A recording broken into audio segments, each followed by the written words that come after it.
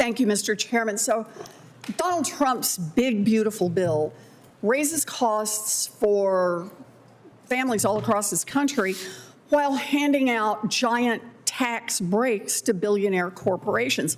So here we have Mark Zuckerberg and Jeff Bezos getting billions of dollars in tax breaks, paid for by kicking 15 million Americans off their health care and raising health care costs for millions more. One of the most ridiculous tax breaks in this bill is called retroactive research and experimentation expensing. Let's use plain English on this. This is money to incentivize research that corporations like Meta and Amazon conducted years ago. We're going to give them a break now to incentivize them for things they did a long time ago. So, because of Trump's horrible bill, the federal government will hand $67 billion in these tax breaks to giant corporations next year. Now, Mr. Korb, as IRS Chief Counsel, you would be in charge of drafting the guidance and regulations that will determine whether or not these corporate tax breaks stay at $67 billion, or depending on how you write it, get even more valuable. And given that you have spent the past 15 years and beyond representing Fortune 500 companies in tax disputes with the IRS, your work could directly affect your former clients' bottom line. So, Mr. Korb, help me understand, how does handing out billions of dollars to corporations for research they already did lower costs for American families? Thank you for that question. I'd also like to thank you for the meeting yesterday, and I will let you know granddaughter Anna really appreciated your signature. Glad to hear. I don't want to take up more of your time. You understand. Keep in mind that the Chief Counsel is responsible for administering the tax law. It's the U.S. Congress that is responsible for enacting the tax law. Okay, so you're saying I don't have to answer this question, not my job.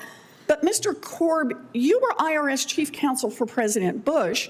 You know that the IRS Chief Counsel has a central role in determining how these laws are implemented through regulations and guidance. This is where the action is. So I'm going to ask one more time, how is a tax break for research that's already been done anything other than a huge windfall for corporate America? Thank you, Senator, for that question. While I do have some experience, what we used to refer to as the R&D tax credit during my many years of practice, I have to admit I've not drilled down on what is in this bill on that point. So okay, well, let me try another. I can't give you any view at this point. Let me try another then.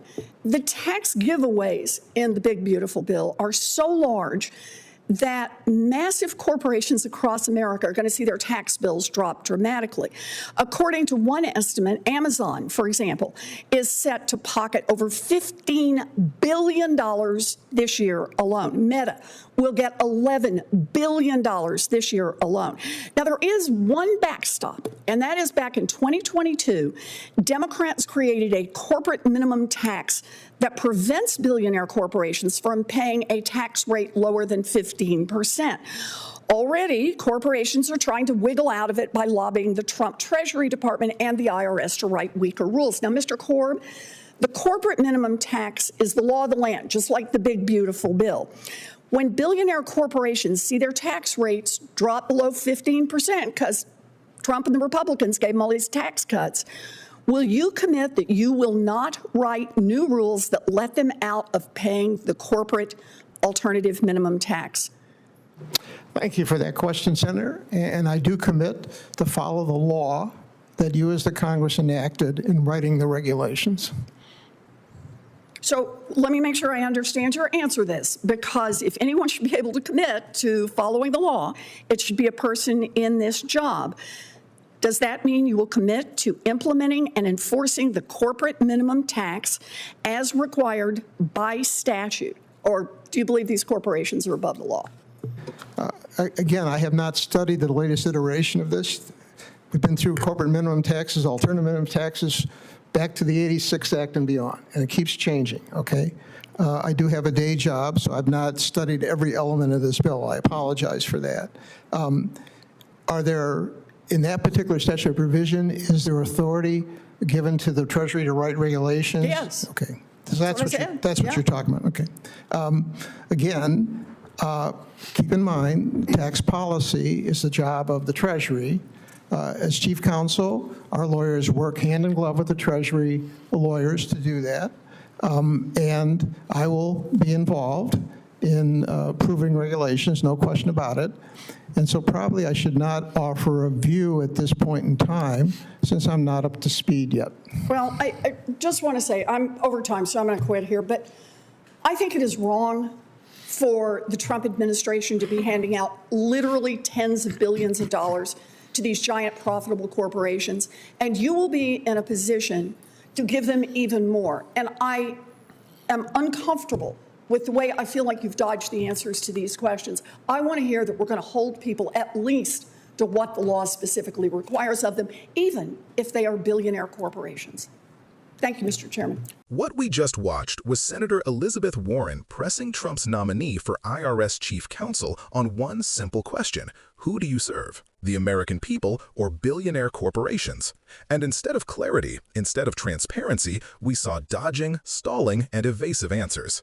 And that matters, because this isn't just about one nominee, it's about the integrity of our tax system and whether it works for working families or for the wealthiest and most powerful. Let's unpack what Warren was drilling into. Trump's so-called big, beautiful bill is being sold as a win for the economy, but when you look closely, it's riddled with giveaways to the rich. One of the most outrageous examples is a provision that allows corporations to claim tax breaks for research they already did years ago.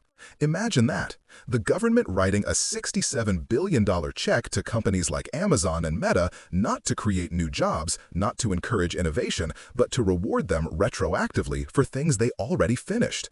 It's like giving someone a prize for a race they ran years ago, while asking struggling families to foot the bill.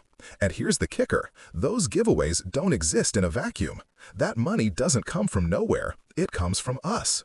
Every dollar spent on retroactive corporate tax breaks is a dollar not invested in schools, not spent lowering the cost of prescription drugs, not used to expand access to healthcare. In fact, Warren highlighted the cruel trade-off. Trump's plan kicks 15 million Americans off healthcare while raising costs for millions more, all so billionaires can pocket billions in breaks. That's not economic policy. That's upward redistribution of wealth. Now, Warren pushed this nominee, Mr. Korb, on whether he could justify this. She asked point blank, how does handing out billions for old research lower costs for American families? And what did we hear? Deflection, a claim that it's Congress's job to set tax policy, not his. But anyone who understands the IRS knows that's only half the story. Yes, Congress writes the laws, but the IRS chief counsel decides how they're applied. The guidance and regulations coming out of that office can turn a $67 billion handout into something far larger, depending on how the rules are written. That's why Warren's line of questioning matters. She's exposing the fact that independence and judgment at this level can mean the difference between fairness and corruption. When pressed further, Korb still dodged. He admitted he hadn't drilled down on the details of the bill. That's extraordinary, because this isn't just another tax provision. This is the heart of Trump's corporate giveaway plan. Either he wasn't prepared, or he didn't want to admit the truth that these tax breaks are indefensible. But Warren didn't stop there. She turned to the corporate minimum tax, a safeguard Democrats passed in 2022 to ensure billion-dollar corporations can't game the system and pay less than 15% in taxes. That's the bare minimum. Yet we already see corporations lobbying Trump's Treasury Department to weaken the rules. So Warren asked the obvious: would this nominee commit to enforcing that law? Again, no straight answer. More hedging, more excuses, more talk of needing time to get up to speed. And that's the bigger story, because if this nominee won't commit to enforcing the law on something as basic as the corporate minimum tax, what message does that send? It says to corporate America, don't worry, the rules don't really apply to you. With the right lawyers and the right friends in power, you'll always find a way out. Let's put this in everyday terms. If you're a teacher, a nurse, a small business owner, you don't get loopholes. You don't get to delay paying your taxes while you study the law. You don't get to go back 5 years and claim new deductions for things you already did.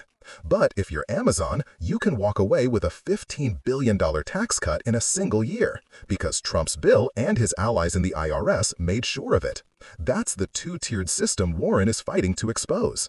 And it's important to recognize that this isn't just about numbers on a spreadsheet. When billionaires and corporations dodge taxes, the costs get pushed onto everyone else. It shows up in higher healthcare premiums. It shows up in more expensive groceries.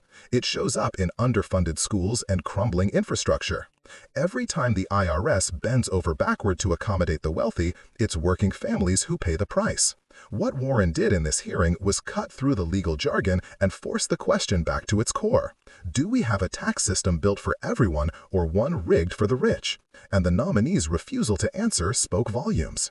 That's why these hearings matter, because they reveal in real time the tug-of-war over fairness in our economy. On one side, Democrats like Warren demanding accountability, pushing to make sure corporations pay their fair share, and standing up for working families. On the other, Trump's allies trying to disguise handouts as policy, dodging questions, and protecting a system that keeps the wealthy at the top while everyone else struggles to get by. The stakes couldn't be higher. This isn't just about one nominee. It's about whether the law will be enforced fairly or bent to serve billionaire interests.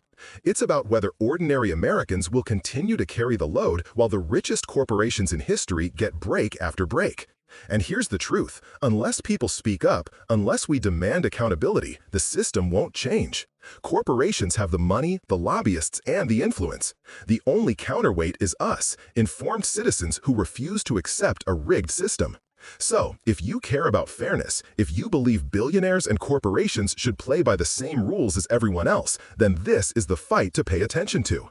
Senator Warren is shining a light, but change will only come if people across the country keep watching, keep speaking out, and keep demanding that our leaders stand with working families, not with the billionaire class. Because at the end of the day, this isn't